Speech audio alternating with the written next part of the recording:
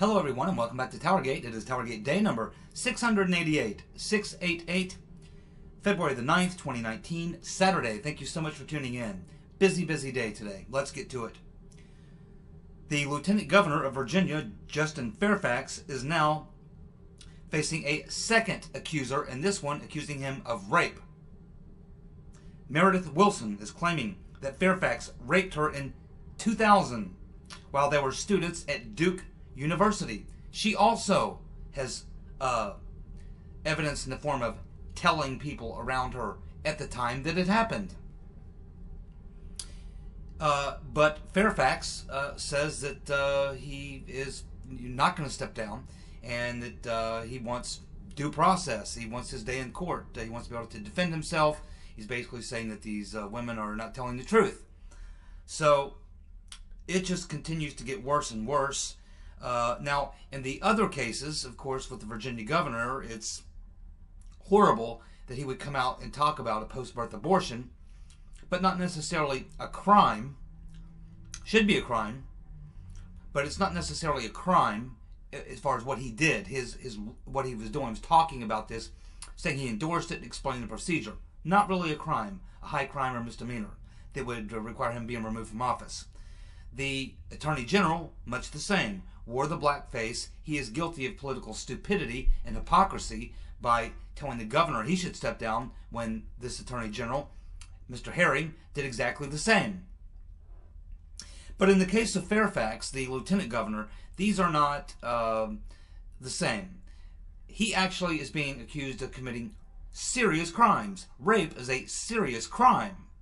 People convicted of rape go to jail for, 15, 20 years. Maybe more, depending on how violent and the general nature of the crime.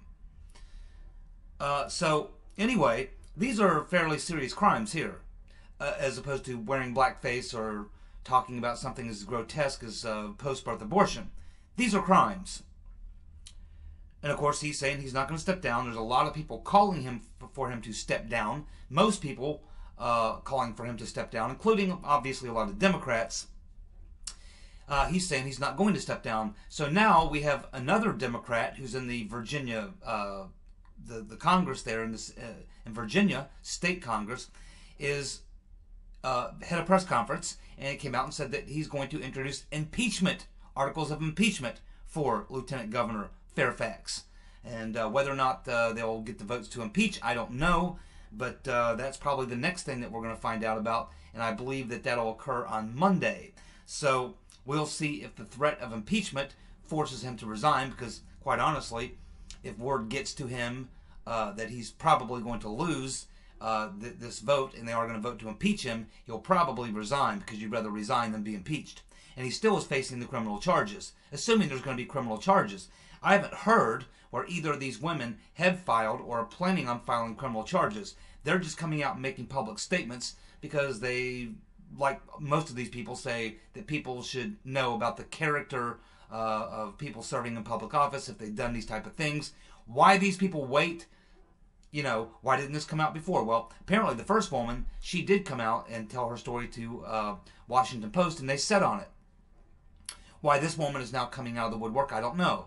So, it's always tougher to accept it or believe it or whatever, accusations like that, when these women wait. And, it seems to me that if this type of thing happens, immediately you go to the cops and you file a police report. Maybe you go to the doctor and get an examination, whatever. But it's when you wait years, in some cases many years, and then you come out when the person is trying to achieve some public office. That's the part that bothers me. But regardless, that's just me personally. Regardless, the charge of rape is a serious one. So we have the sexual misconduct in one case. You can maybe classify that as rape as well. Certainly the second woman is claiming actual rape. So, we'll see what happens here, but it continues to be a freak show. At the same time, you now have the governor, Nordham, basically informing his staff on Friday that he has basically weathered the storm, and that so he is not going to step down or resign. So we'll see where that goes. So just the freak show continues in Virginia. Well, of course, the acting Attorney General Matt Whitaker appeared before Congress today for hearings in the House Judiciary Committee. And I got to tell you, I watched some of the highlights of the clips of that. It was pretty funny. I mean, say one thing from Matt Whitaker, he's kind of got a sense of humor, and he really, really knows how to anger people, because he was infuriating various members there on the committees, not just Democrats, but Republicans as well, really frustrating them by not answering their questions. And, he just really wouldn't answer questions, which most of these guys don't. Rodenstein, Mueller, Ray, it doesn't matter who these guys are. Comey, you bring them in, they don't answer questions. They're like, coaches in the NFL. They really don't directly answer questions, And, but the way that Whitaker goes about it, it was pretty funny. If you haven't seen some of the clips, I advise you to watch them, because they're pretty funny, the way Whitaker, because it was real obvious with Whitaker. I mean, he even threw a bit of sarcasm in with what he was doing, and it was real obvious that he made it really obvious he just wasn't going to answer any questions, and he really didn't. He was asked a lot of questions for hours. They'd ask him the same one over and over again. He just really doesn't answer questions. But Jim Jordan took him to task on the scope memo, and particularly the second scope memo. And he even frustrated Jim Jordan to no end by not really giving him an answer to anything regarding the second scope memo that was put in place by Rodenstein for Uncle Bob, the executioner. And Jim Jordan was saying, why did he need a second scope memo? His first scope memo gave him complete authority to do whatever he wanted to whoever he wanted. So why did he need a second memo? And why is 75% of it blacked out? Why, when I went to Rodenstein's office, would he not give me any information on the part that was blacked out? So he went through this dance with Whitaker pretty hard. Jim Jordan did. Got nowhere. So anyway, that's how that went down. Well, it appears that Jeff Bezos, who is the richest man in the world, took pictures of his pecker and sent them to his girlfriend. And now the National Enquirer has them. Well, my first two thoughts on that are, number one, he may be the richest man in the world, but he definitely ain't the smartest man in the world, because even a reasonably intelligent individual in this day and age knows that you don't take pics of your private body parts and send them to anyone, including your wife, your girlfriend, or anything else, because you don't know how things could work out down the road. What if you get a divorce? What if your wife gets mad? What if your girlfriend gets mad? Your mistress. In this case, it was his mistress, not even his girlfriend. He's married. It's his mistress. So he sent dick pics to his mistress. Really stupid thing to do, to ever send dick pics to anybody. Okay? You don't really need to send your wife, your mistress, your girlfriend a dick pic anyway. I mean, they don't need a pic. They get up close and personal, we assume. They know what it looks like, and most women really don't like looking at those things anyway. Don't know why men think that they need to send dick pics around. But they do. And for most people, I guess they get away with it because they're pretty much nobody. But, when you're the richest man in the world, why would you want to put something out there like that could be used against you?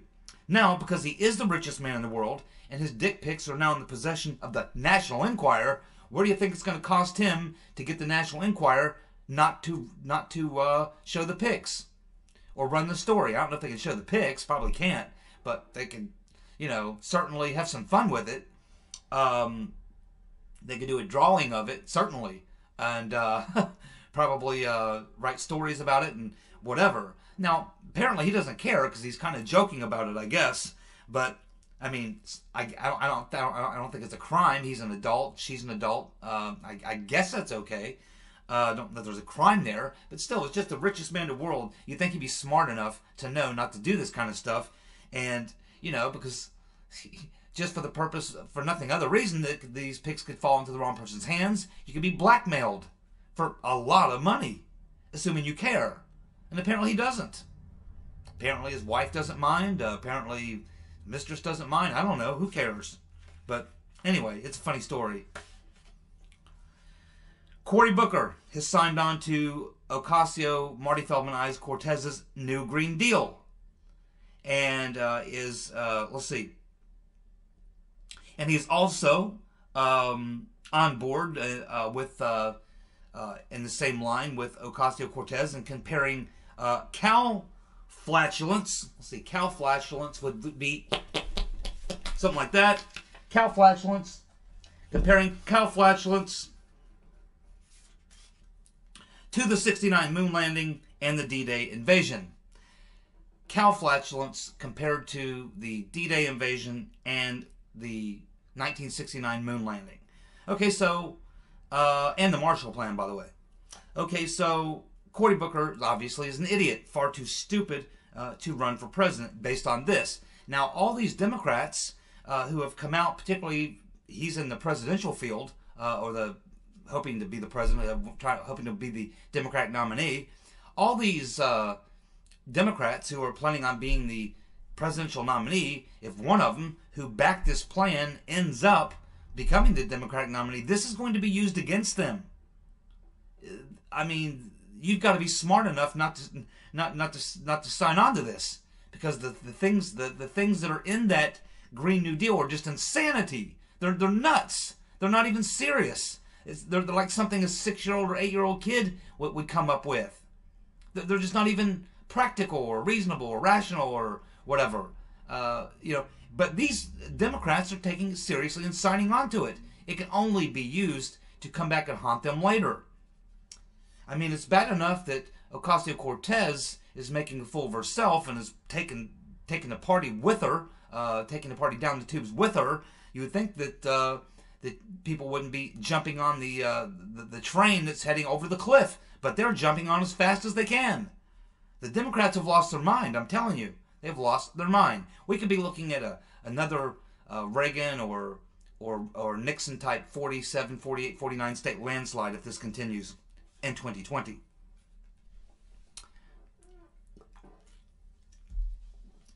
Kamala Harris is not eligible to be president of the United States.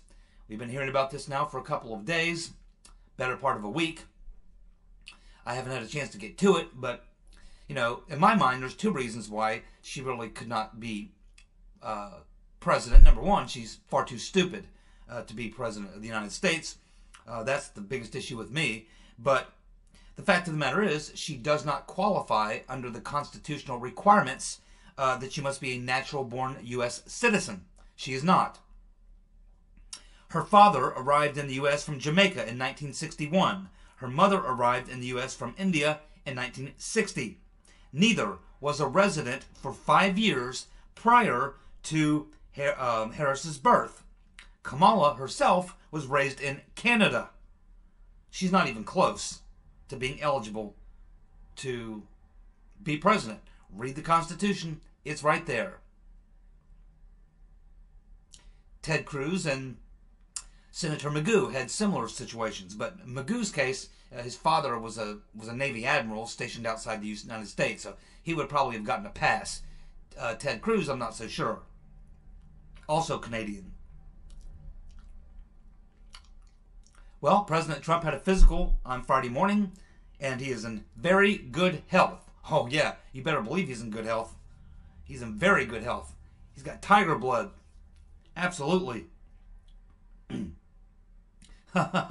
Lindsey Graham is calling for a vote on the Green New Deal. Of course he is. I would too. I would want to force every Democrat in the Senate to vote on that. Go ahead and vote on it. It's a resolution, not yet a bill, but it's a resolution that is going to go through committee. And I'm sure Lindsey Graham wants to see it get out of committee, and it will almost have to, because there's pressure on these Democrats to play this game, to keep the left wing of their base activated. If they don't follow through on this, they're going to get, the boos and hisses. So, and be attacked. So they almost have to follow through and bring this through committee and present it in bill form, where it should be brought up in the Senate for a vote. Ocasio Marty Feldman Eyes is in the House, so she would probably want it to go through a process there to get a vote as well. And what this would do, it would force Democrats to do one of two things. Either sign on to this suicidal, sophomoric, insane proposal for environmental wackoism, which would be politically destructive to them, and reveal that they are truly nuts, or they could oppose it, in which case they would find themselves in deep kimchi with the left wing of their base, which they don't want to do either, because then they'll be facing a primary challenge. So, yeah, of course, I'm Lindsey Graham, politically speaking. Of course you want this to come to a full vote in both the House and the Senate. Of course you do. Trump tweeted out about Adam Schiff, the bug-eyed fool, meeting with Glenn Simpson, even though Simpson was testifying before Schiff's committee. Yeah, at the time that this occurred last summer, Schiff was the number 2 man on the House Intelligence Committee that was in the process of interviewing Simpson. So yes, there needs to be some explanations here and possibly an ethics investigation. But like a commenter said, it likely will not happen because you have Speaker of the House Pelosi, who won't cross a member of her own team, like Paul Big Ears Eddie Munster Ryan did to Devon Nunez. Speaking of Devon Nunez, he was on Fox News and he kind of made a joke. It's kind of funny.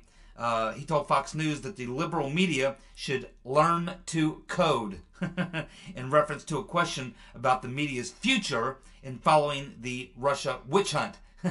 He's like, yeah, well, you know, if they still want to follow the Russia witch hunt, my only suggestion is they learn to code.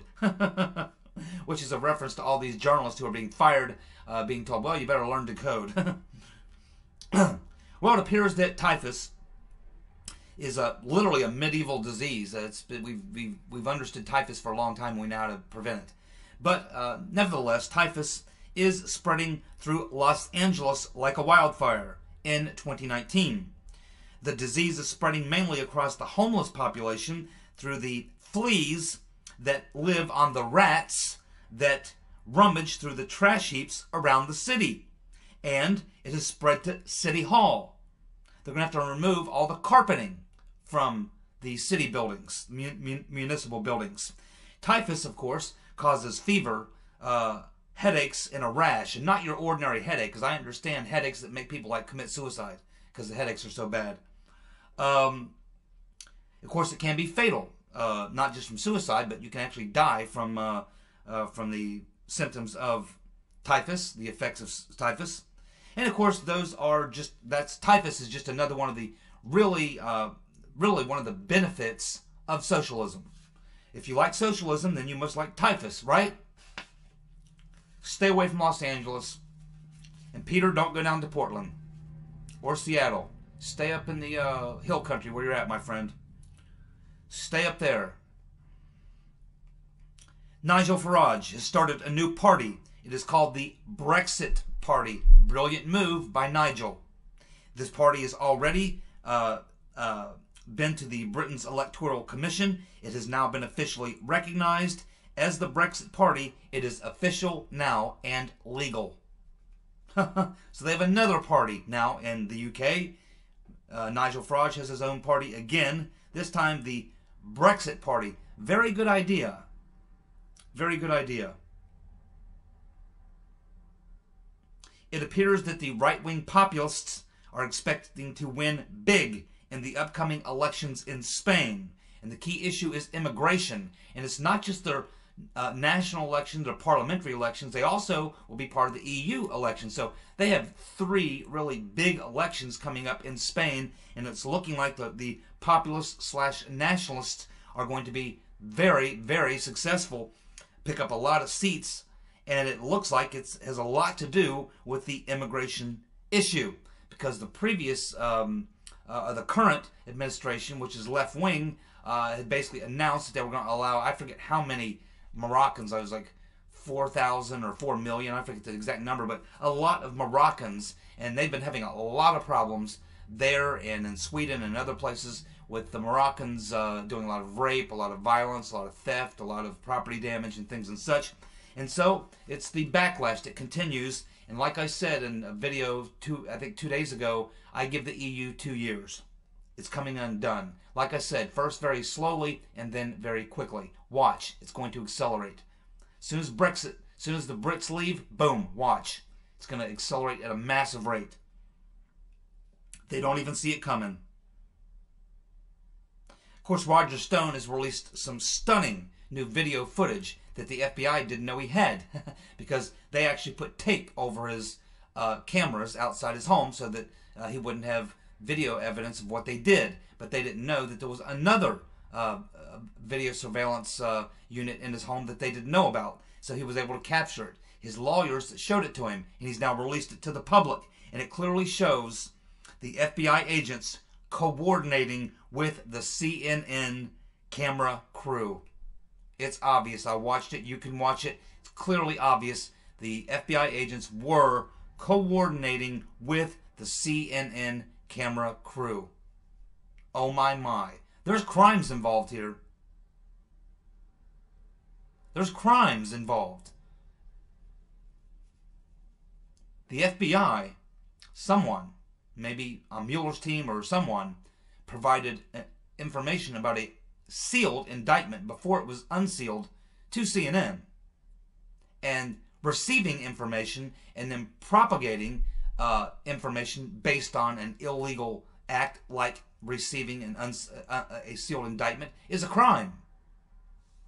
CNN, if there's any justice in this world, and I'm not sure there is, but if there is, CNN and whoever released that, and it appears it was Mr. Weissman, need to be in jail, need to be arrested, SWAT raided, right now. Trump is now at 50% approval. That's Rasmussen. Rasmussen have a tendency to be a little on the high side, but we had a aggregate of polls just day before yesterday that put Trump at 49%.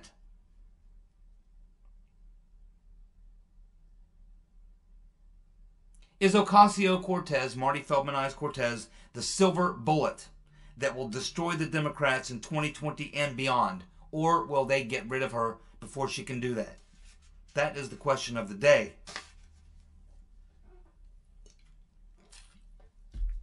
I think they're stuck with her. She's too popular. You can thank the media. They created her, and only they can destroy her. And they may, as soon as they get the marching orders. Several months ago,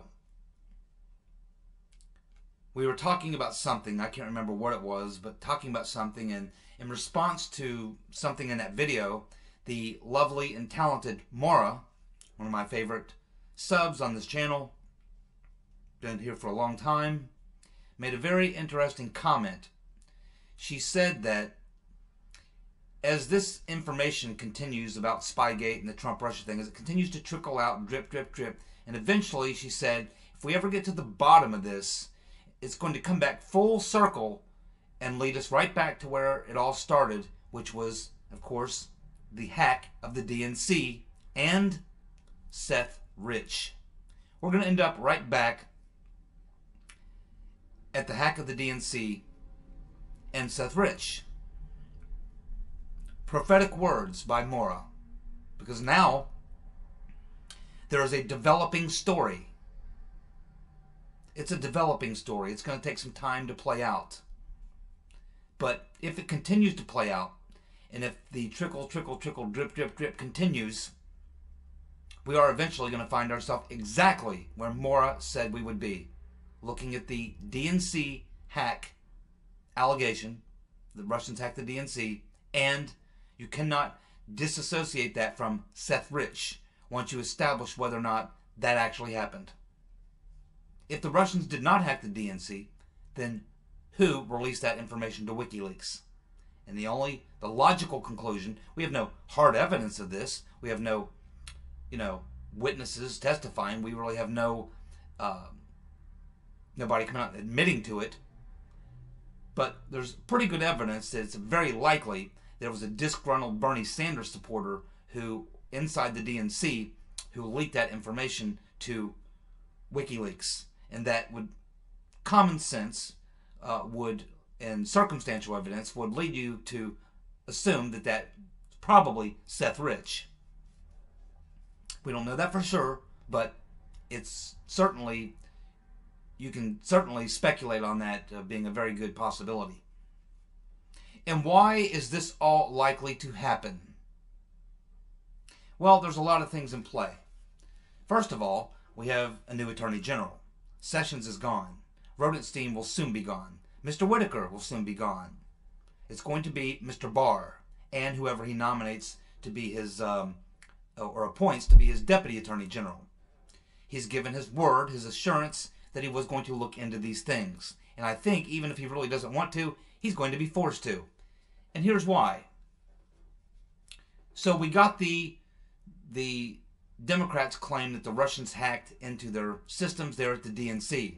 Then we get Julian Assange saying he's got these Hillary Clinton emails and that they're going to be releasing. Then they releases them, and then come the Podesta emails, and we get the Russian narrative. And the Russian narrative led to a complete investigation by the House Intelligence Committee. Now, they completed their investigation last year and came out and said, we find zero evidence there was any collusion between Trump and Russia in trying to rig the 2016 election. Then we get Roulette about a year ago coming out and making a statement saying that not only was there no collusion between Trump and anyone on his team and Russia to interfere in the 2016 election, but he says no, not even any American citizen. He doesn't really just say Trump or his team. He says we have no evidence that any American citizens were involved in any way with the Russians and being involved in the, involved with the Russians and, trying to rig the 2016 election. Then, here 2 days ago, we get the Senate Intelligence Committee finishing their investigation. They come out and also say we have no evidence that there was any Trump-Russia collusion. And here, in the very near future, we're going to get Uncle Bob the Executioner coming out to say in his report that there's really no evidence that Trump or anyone on his team colluded with Russia to rig the 2016 election. So once we have all this information out there, and everyone has come out and stated, the House, the Senate, Uncle Bob, Roulette, probably Mr. Barr, and others, and everyone's forced to admit there was no Trump-Russia collusion, now we've got a very big problem, don't we? Because we just carried out a special counsel which has turned people's lives upside down, put the country into turmoil, spent millions and millions and millions of dollars. We have two different congressional, or at least not just two, literally 5, 6 different congressional committees investigating this. They found nothing. We have the man overseeing it, Mr. Rodenstein, saying there's nothing to it. So that means that we'll have then spent all this time and all this money and all this energy chasing what? A false statement that Trump and Russia worked together to rig the 2016 election against the rotten Reverend Clinton.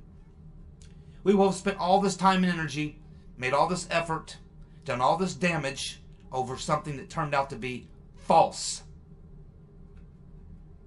And that's going to make a lot of people start asking questions. Why did we engage in all this? Where did all this start? What was it that set all this into motion? It was the narrative, Trump and Russia rigging the 2016 election. And that narrative came out of the alleged hacking of the DNC allegedly by the Russians. So we may end up having to go back full circle, and when we find ourselves all the way back to where it started, people asking the question then, okay, did the Russians actually hack the DNC servers? Who told us that? CrowdStrike told us that. Where did CrowdStrike came from? Well, they came from Mr. Sussman of Perkins Coie, Hillary's lawyer. Hillary's lawyer, who, by the way, was also simultaneously walking firsthand, in person, information into the general counsel of the FBI, feeding the Trump-Russia narrative, and the information he fed the general counsel, Mr. Baker, turned out to be false. The FBI and the DHS both begged the DNC to let them look at them servers, but the DNC would not let them. So, we now have a developing story. I'm going to go through this with you, and you need to chew on this one for a few minutes. Let your mind wander, and I think that we may find out that what Maura said several months back was a prophetic statement, and she didn't even know it. Far-left trolls Michael Isikoff and David Korn wrote a book called Russian Roulette. In the book, Korn and Isikoff detail the events that took place 2 days before the DNC announced that they were hacked by Russia. Korn and Isikoff wrote in their book that once CrowdStrike was brought in by Mr. Sussman of Perkins Coie, that their first advice to the DNC was to do nothing, saying that it would alert the hackers that they had been identified and might take steps that would make it impossible to ferret them out of the system. This is total nonsense. No cybersecurity firm would ever give this advice. It's got to be bullshit. And this bullshit comes from Korn and Isikoff. It can only show that this was an excuse to explain why the DNC did nothing when it had discovered the breach. The true purpose of this bullshit is obvious. CrowdStrike and the DNC's attorneys only wanted to warn the small circle of DNC officials in the know to keep their mouths shut and not to tell anyone in the Clinton campaign. In any case of a real breach, any legitimate cybersecurity firm would install controls to prevent any further hacking. They would have installed malware protection and other related preventative actions. Then, the Democrats, of course, following this meeting, the Democrats, after the Democrats realized that something's going on with their servers, the Democrats held a secret meeting. This occurred on June the 10th of 2016 at 4:00 p.m. At that time, 100 DNC top-level staffers were called into the main meeting room at the DNC's main conference center. The meeting was mandatory. The DNC COO, Lindsey Reynolds, told the staffers that what she was about to tell them could not leave the room. Reynolds then ordered everyone to turn in their laptops immediately. No last-minute emails, no downloading documents, no exceptions. Turn in your laptops now. And you must have total secrecy. She even said, don't even talk to your dog about this. 2 days later, CrowdStrike was brought in to clean out the servers. At the exact same time that happened, Julian Assange was telling, that was on June the 10th, Julian Assange was telling a British TV interviewers that emails related to the Right Reverend Clinton were pending. 2 days later, the DNC went public with their allegation that they were hacked by the Russians, and they mentioned this character, Fancy Bear. Clearly, the DNC was not hacked by Russians. This was likely cooked up by the Right Reverend Clinton, Podesta, and her creepy inner circle. Had they been hacked, they would have immediately taken actions to prevent further hacks. They did not. They had a secret meeting and told everyone to turn in their computers. These are the actions taken by the DNC. They are consistent with the loss of data or stolen data due to someone on the inside stealing or transferring data rather than a hacked incident. The DNC would not let the FBI or DHS examine the servers, only CrowdStrike. And while I have no material evidence or a confession, the most obvious source of the leaked or stolen emails is someone on the inside, someone like Seth Rich. There you go. That's what happened according to Isikoff and Korn.